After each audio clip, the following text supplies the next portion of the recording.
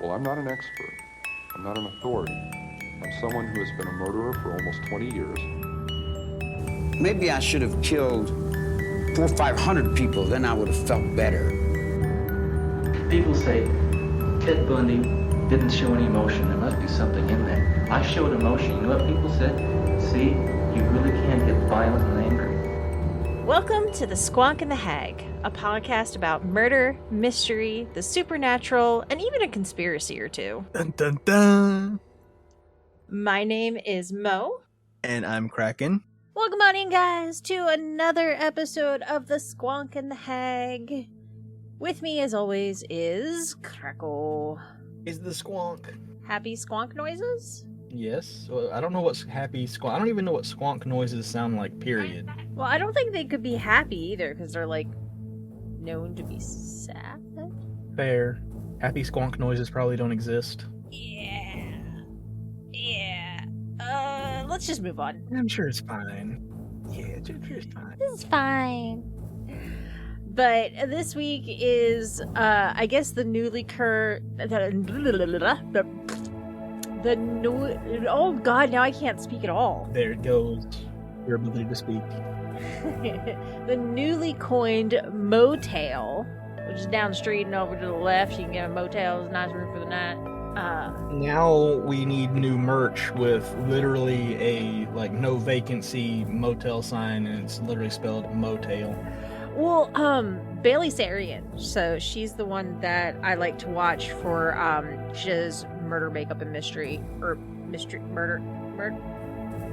makeup, murder, what, I forget, it's MMM, but she has a line, and I have a t-shirt from it. It's the Suspicion Inn, so it's actually like a vintage neon inn sign, but it's the Suspicion Inn, so Suspicion. Understandable. I love it. It's really cute. Also, I like how now I will be only calling that, since you said it's the MMM, I'm just going to call it the Hey, I watch that every Monday that she posts a new video, because they're really good. So yes, we're going to hop into our story today, and we're going back to Russia, Krakow. Wonderful. Well, it's not a serial killer this time. I don't know if that's a good thing or a bad thing, because if it's not a serial killer, what is it? Because I was going to say, one time we were over in that area for a story, and it was a cannibal, I think, so...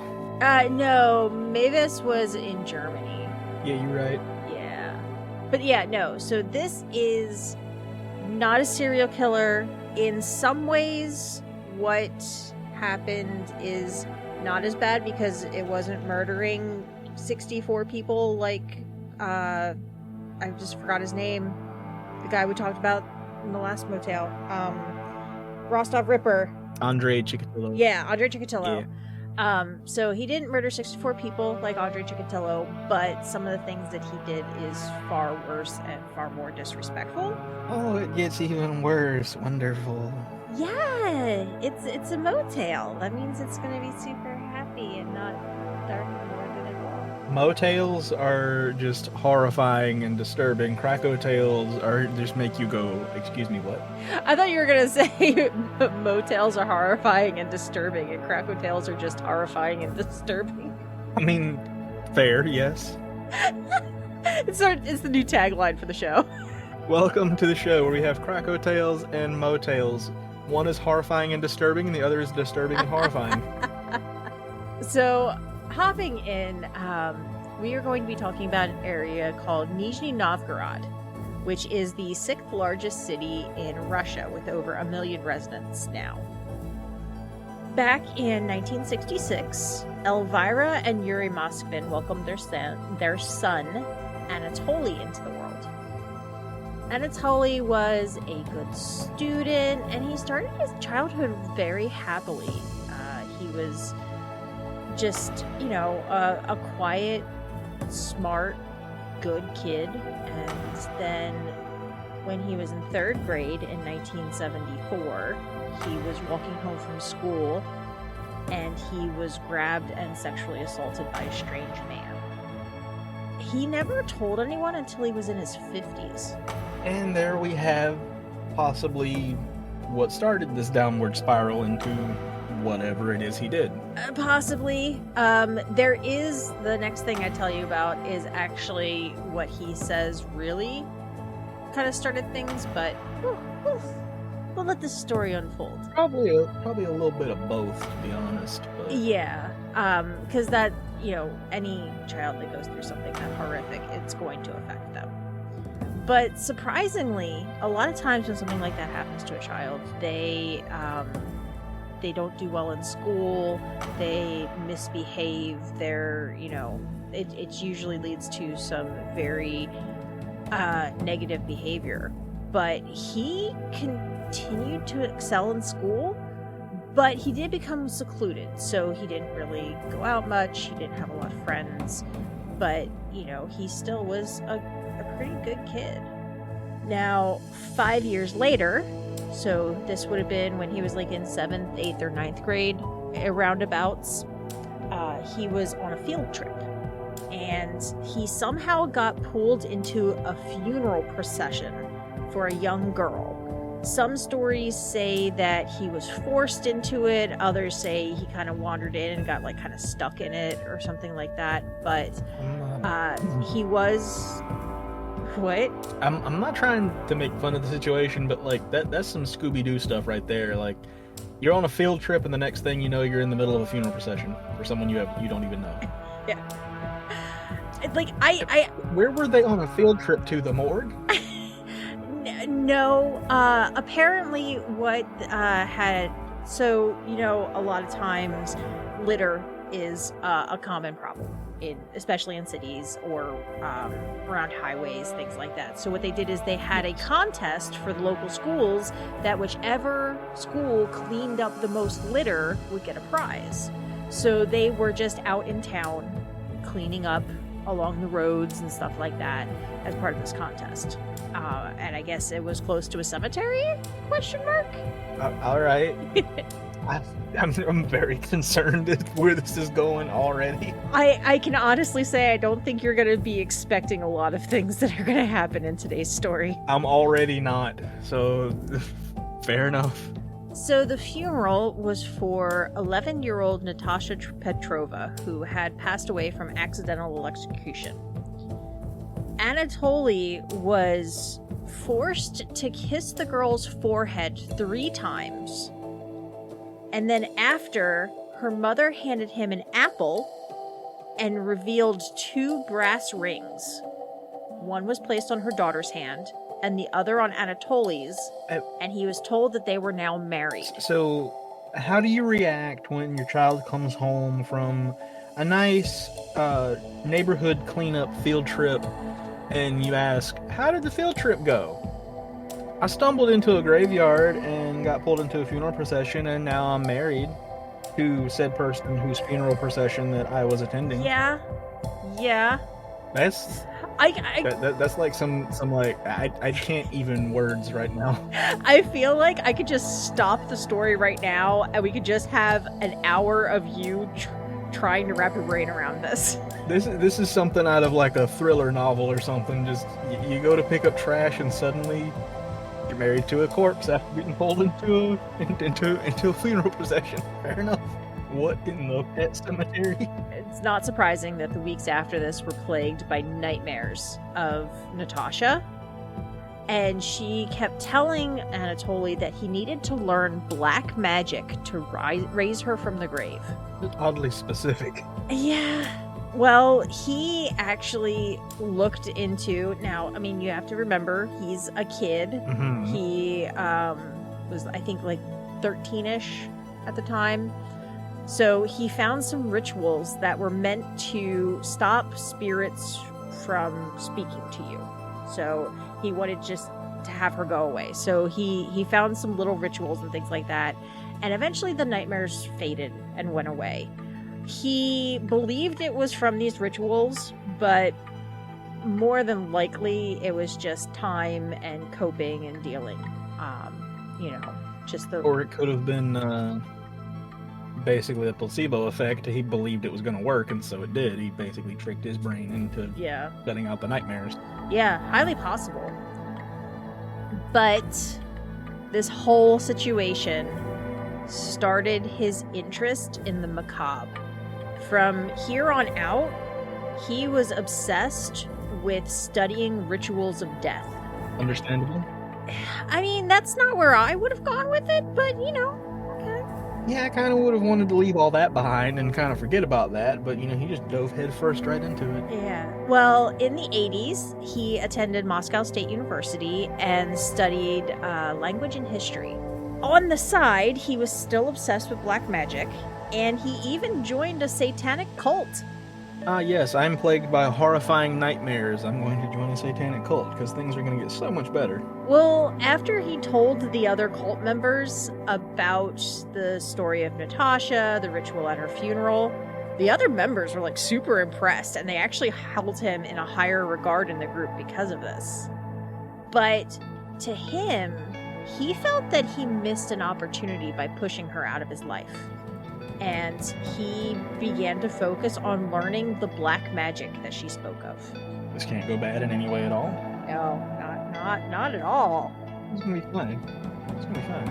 It's gonna be puppy dogs and rainbows.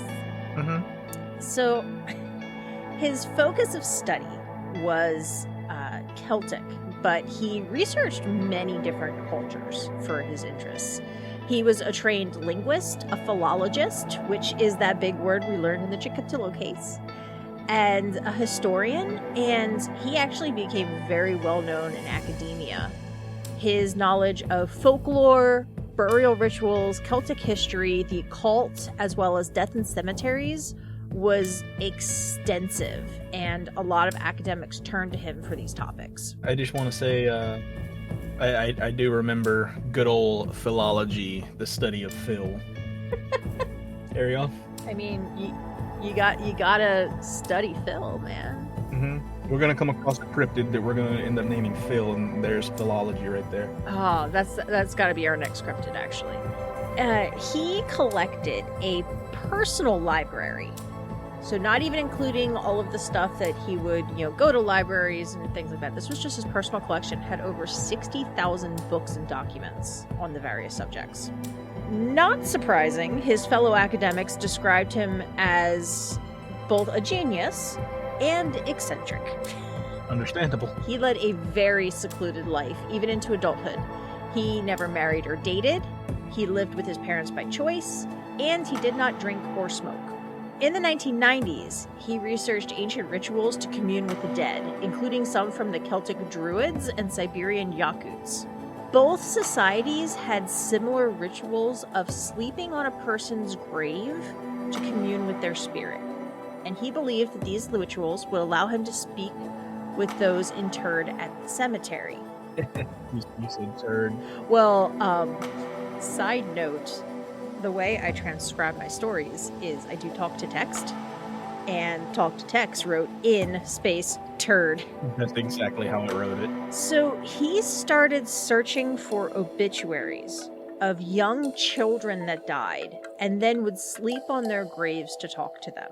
He was very obsessed with young children, and he was obsessed with little girls that had died. And I will say it doesn't go that far to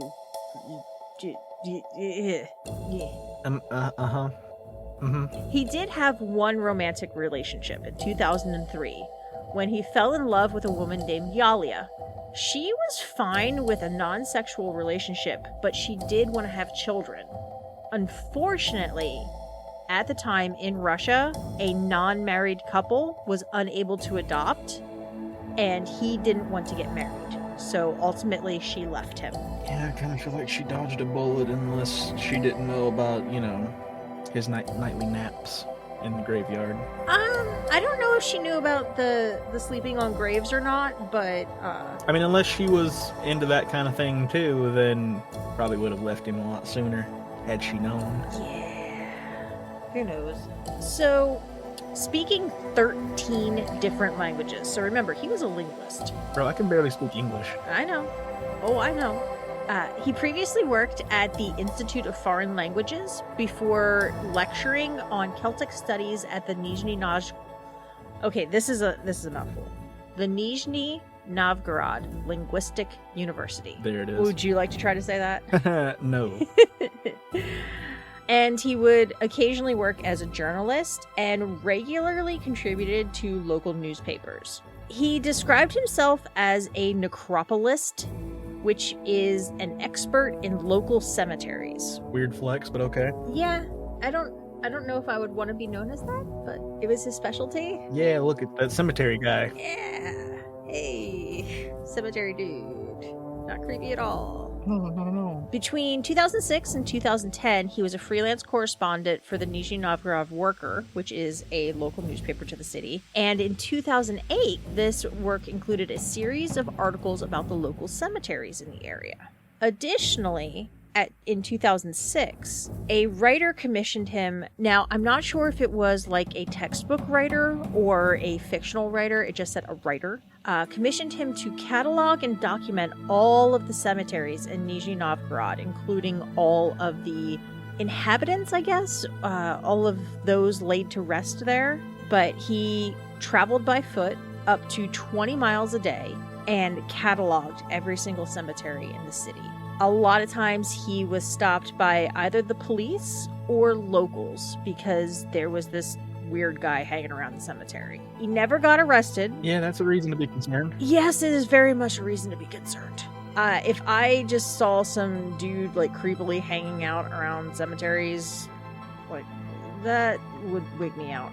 If you're gonna do this kind of work where you're just, you've been commissioned to document the cemeteries, that's fine. That's a thing. Put on a suit and make it look like you're actually a professional and you know what you're doing. Yeah, so he basically, from what I understood, looked like a homeless vagrant. And that is why you get stopped. Yeah, he slept on the ground. He didn't really bathe much.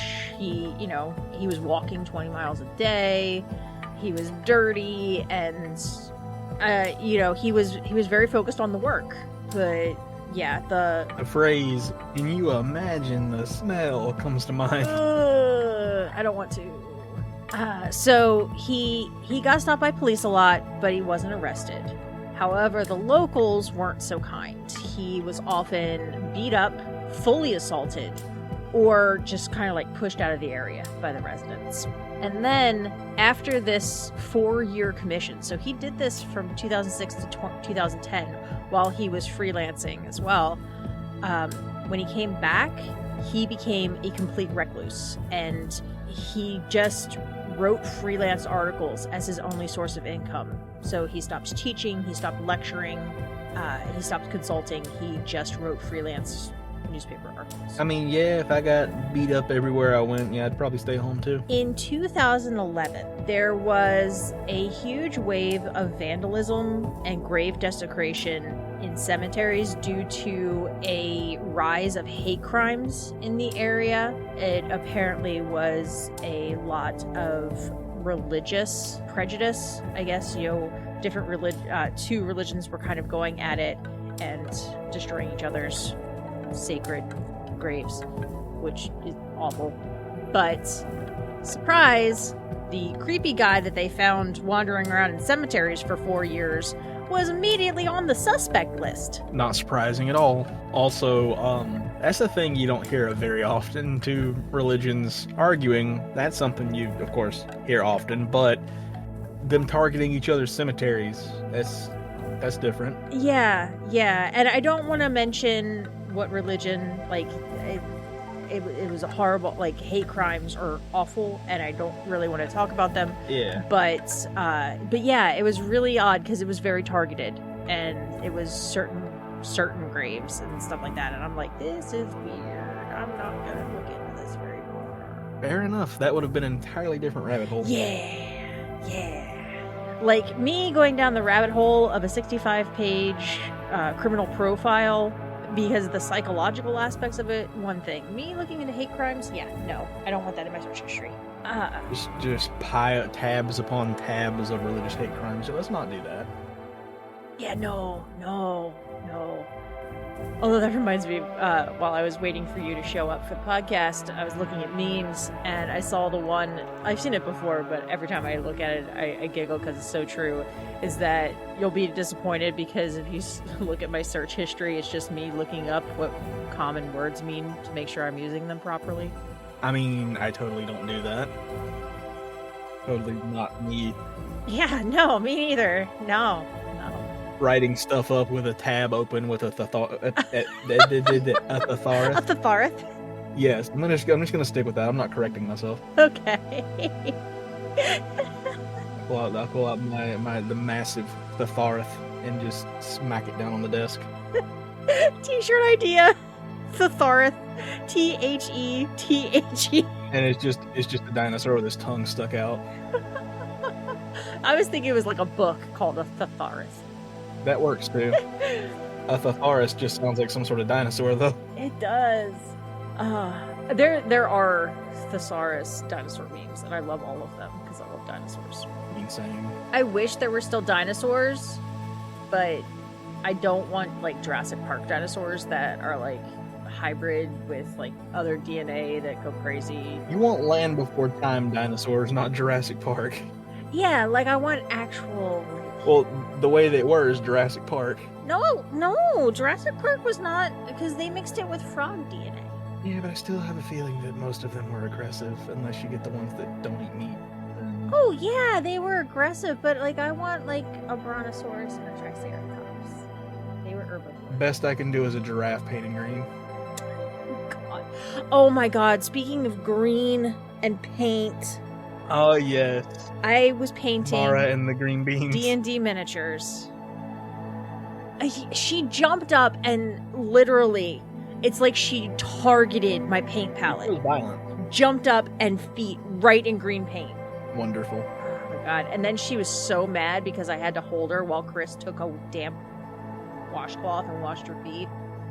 She was so mad. How dare you? I know. I'm a monster. Maybe you should like educate her on like feet washing being like what people did to royalty back in the day. Well, normally I don't have to wash Maybe her she just- feet. It's only when she jumps into green paint and then walks all over my desk. How often does she jump into green paint though? This was the first time. Although we do have a paw print on one of our walls because Han put his foot in paint and then put his foot on the wall. He wanted to help. I was so mad at him. And it's chalkboard paint, so anyway. I would have even been mad. I mean, like that's this extra detail. It's fine. It's a little Easter That's egg. my boy. Well, and he was a kitten, so it's little.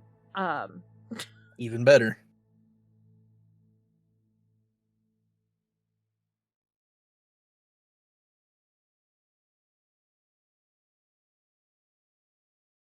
He was obviously suspected for these 4 years of being in cemeteries and being dirty and smelly. So during this investigation of these hate crimes, police raided his home. And while they were searching the home, it was, I would say, pretty much a hoarder's level situation. I don't know if it was dirty like a hoarding situation, but it was just books and papers and these large homemade dolls and, you know, just weird collections of stuff. And I will also remind you that he lives with his parents. So there were 3 of them living in this. And there was just stuff everywhere. And during the raid, they went and moved one of these dolls, and they heard something rattling inside. Well, lovely. This led to one of the most horrifying discoveries, that inside these 26 large dolls were the mummified remains of human bodies. Great. Yes. So Moskvin cooperated with investigators, and they found out that he had been making these dolls for over 10 years. He had a list of their birthdays on his bedroom wall. He also kept photographs and nameplates from the grave sites, which then also helped with victim identification. So none of these bodies were people that he killed. A lot of them were either natural or accidental deaths. Did he just take them from the cemetery? He did. Great. Yeah. A lot of people have questioned how he was able to do this while living with his parents. I mean, I'm pretty sure if you came home with a mummified corpse, there would be a lot of questions. Probably, yeah. One would think.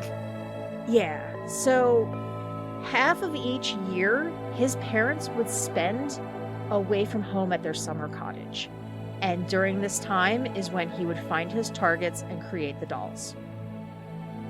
Police even found detailed instructions. He documented and saved tutorials and articles on how to do it, how to make dolls. Not necessarily these dolls, but doll making tutorials and everything. Proper doll making tutorials. He just added his own touch to it. Yes. So what he would do is he would mummify the body, usually at the cemetery somewhere in like a mausoleum or somewhere dry and, all that, so that they properly mummified, which would also remove a lot of the smell. It would remove a lot of the gross bits of decomposition, etc. And then once it was mummified, he would bring it home and then follow these tutorials using plaster and cloth and other materials. He would stuff parts of their body to fill them out. He would also, some of them, place music boxes within the doll so that they would make noise and play music. So, let me get this straight here. Did he put the body into a doll, or did he turn the body into a doll? He turned the body into a doll. Okay, because at first when you said they picked up a doll and it kind of rattled, I assume he took bone fragments and made a doll with some of the bone fragments inside, and they heard that. But no, he just straight up turned the body into a doll. Fair enough. Yes, he would bring home the entire body, wrap it, stuff it, fill it out, and create the doll. Well, there's a this is, I know, an entirely different story maybe for a post, but are you I don't remember the guy's name either. I'd have to look up and do research on this, but have you heard about the guy who I think he was a famous outlaw or something at one point, and whenever he was finally caught and killed, his body was put on display for the sheriff, I guess, because he had killed so many people, and then it ended up making its rounds through circuses and stuff like that before someone realized that it was a real body. Ew. Yeah, it was used as a circus because they thought it was fake, but turns out it wasn't. Oh, God. I remember the Will Harris story that you told. Yeah, I forgot who this was. This was something different. I had seen it one time. I think it was like a recommended article on Facebook or something, because now I'm getting suggestions for stuff like that. Of course you are. I have the weirdest suggestions online, because not only do I search for weird things, like stories and stuff like that, but I also, for work, we work with a large variety of clients. So some days I'll be searching for baby clothing, and other days firearms, and then, vegan meal prep kits, and it runs the gamut, because we serve e-commerce. Just doesn't know what to market toward you. Yeah, well, I mean, we serve e-commerce, so pretty much anybody who can sell things online we get, and they're just like, oh, okay. You ever get an ad that you made? Not in a long time. Not in a long time. Fair enough. But yes, in the past I've been targeted by my own ads. And then it'd just be like, hey, look at this really cool ad. It looks really nice. Whoever made this did a really good job. We thought you might like to see it.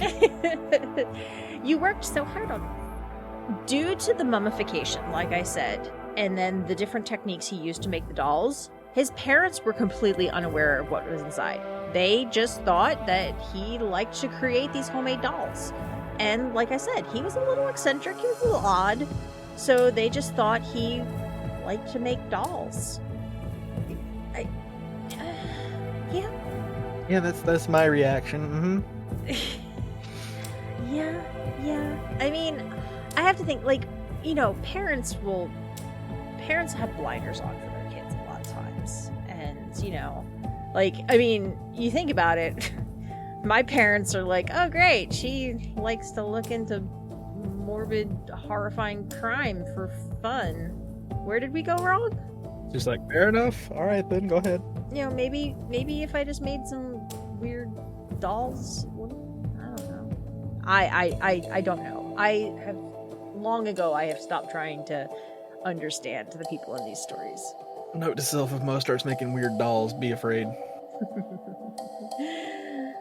You'd probably be in one. I mean, You're right. So yeah, his parents, like I said, they had no idea, and they loved their son. They just thought he was a little weird. Kind of digging into maybe a little bit of the why. And he went on record and he said that the reason he took these bodies was that their parents abandoned them cold and alone in their graves. Most of the bodies were children, but some ranged into their early 20s. And he would then, after he brought them home, he dressed them in warm, bright colored clothing. He would put makeup on some of their faces so they felt pretty. And he just, in his mind, he was bringing them somewhere that they were loved and cared for, versus being cold and alone in the ground. And like, as bad as all of this is, at least like he had good intentions. He wasn't going to do anything. I mean, making dolls out of the bodies is pretty weird, but that was the only weird thing he was doing. It's one of those the road to hell is paved in good intentions situations. Like he came from it in his mind from a good place. It just is not a good thing. Yeah, but I mean, at least he wasn't doing anything else with the bodies, or snacking on them or anything like Correct. that. He was correct. He was caring for these children. But it could have been a whole lot worse.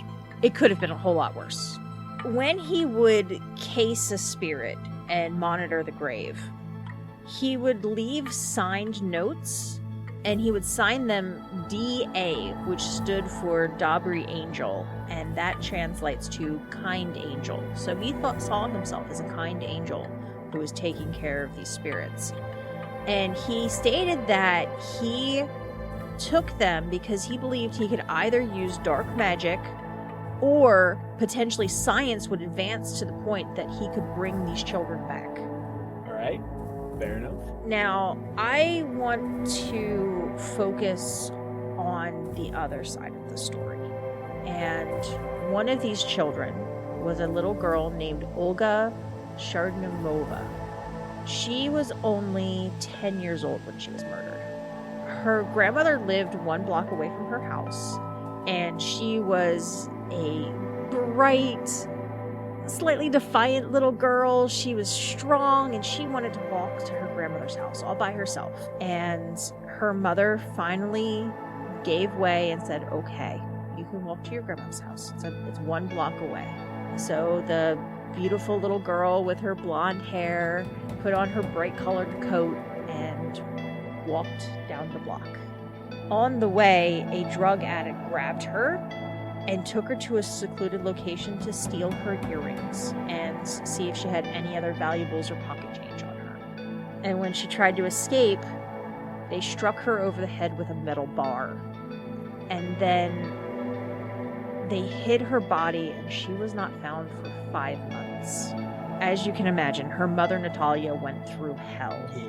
She had no idea where her daughter was for 5 months. And she was finally able to bury her little girl in 2002. She would visit the grave often, as a grieving mother does. And she was building a small little decorative fence around it so that they could grow flowers and everything. And she worked on this from 2002 to 2003.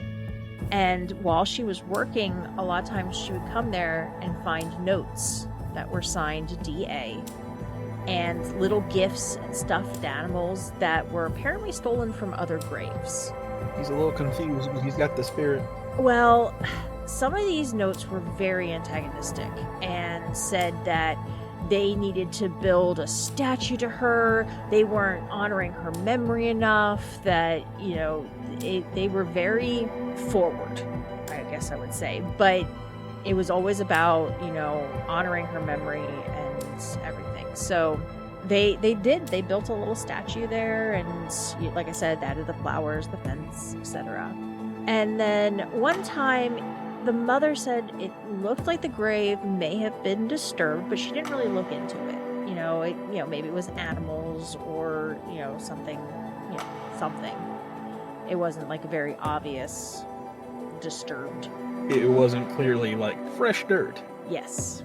So in 2012, as part of the investigation into Moskvin, she was on that list of photographs, nameplates, and birthdays. So they asked to exhume the grave.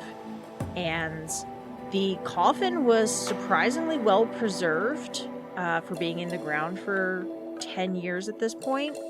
But there was a hole in the top, and the body was gone. From his notes that they found in the house during the raid, he dug her up in 2003 when the mother noticed that the grave was disturbed. What police could piece together? It appeared that he dug down, broke a hole into the top of the coffin, stole the body, filled the hole up, and left. Obviously, Natalia was devastated. That word isn't enough to explain how she felt. But not only was she visiting an empty grave for a decade, her photos of his dolls and his home and all those things were splashed all over the internet. And I will say, I am not going to include any of those in the show notes. If people truly are interested, they are very easy to find. They're not graphic. I don't feel right sharing them. Yeah, because of the context of what those are photos of. That's just a little disrespectful. Yeah, I like those souls have finally been put to rest. So I feel they should be left to rest. But after she got her daughter back again, she buried her in an unmarked grave somewhere else so that she could finally rest in peace. Since, losing Olga in 2002, Natalia has had a son. She and her husband, obviously losing their daughter was hard, but they kind of pushed through, and they continue trying to live life without their little girl. But obviously the sensationalism of this case was incredibly difficult for them. So during the trial, Moskvin was given a psychiatric evaluation.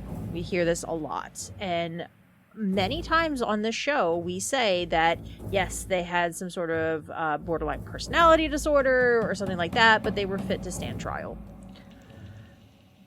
Moskvin was determined and diagnosed as schizophrenic, and he was labeled unfit to stand trial. During the interviews and the psychiatric evaluation, he even told authorities not to bother reburying the bodies because he was going to dig them back up when he was released. Bruh. Yeah, that's going to help you get released. Oh yeah, that's definitely going to make them be like, oh, you know what? Yeah, you're fine. He's fine. He's been rehabilitated. He's all right to leave. He told us he's going to do it again. Yeah. Well, he was sentenced to treatment at a criminal level psychiatric ward. In 2019, the doctors actually petitioned for his release, saying that he was rehabilitated. But the court system, thank God, denied the release, and he does still remain in custody. He also has filed petitions to be released because while he has been in the care of the psychiatric ward, he has had a long-distance relationship with a woman, and he wants to just lead a normal life, get married, have kids, you know, the normal. I mean, like, for someone like him, if he really wants out that bad, let's let him out. But we're gonna put him in a little village and, like, you know, far away from any other cities or any people with no way to get back. That little village is called a prison. Well, he can have the appearance of being free. He can have a little cabin out in the woods somewhere and just do what he wants. He just can't be around other people. Luckily, the court system disagrees, and he is still in psychiatric care. And yeah, I don't know the details. Like I said, the doctors say he's been rehabilitated. What does that mean? Like, you know, schizophrenia is not something that you can just cure. So what exactly makes them think that he's fine? Maybe they've had him on medication long enough that he's like, as long as he takes this, he'll be fine. I still think... If that's what they're considering rehabilitated. Yeah, I still think that, no. Oh yeah, no, I'm not agreeing that he needs to be let out. No. I'm just... Keep him in there, but their definition of rehabilitated might mean as long as he's sedated, he's rehabilitated. Fair. But that's actually the story. It's a little bit of a shorter one this week, but I found it strangely fascinating. Yes, as with all of the stories, they are all fascinating in their own way and interesting. It feels weird saying that was a good story, but you know what I mean.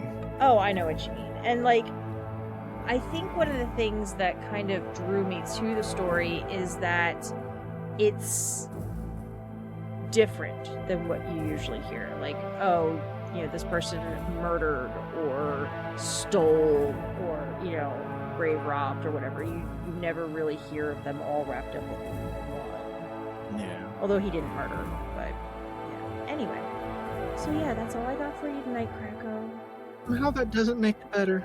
Anyway, so next week is going to be a Krakow tale. Do we really need to say any more? It's going to be a Krakow tale. Is there any more that we need to say? It's going to be interesting. It's going to be horrifying and disturbing. Yes, just like this one was disturbing and horrifying. As always, make sure to check out our website for all of the show notes, sources, and more information at thesquonkandthehag.com.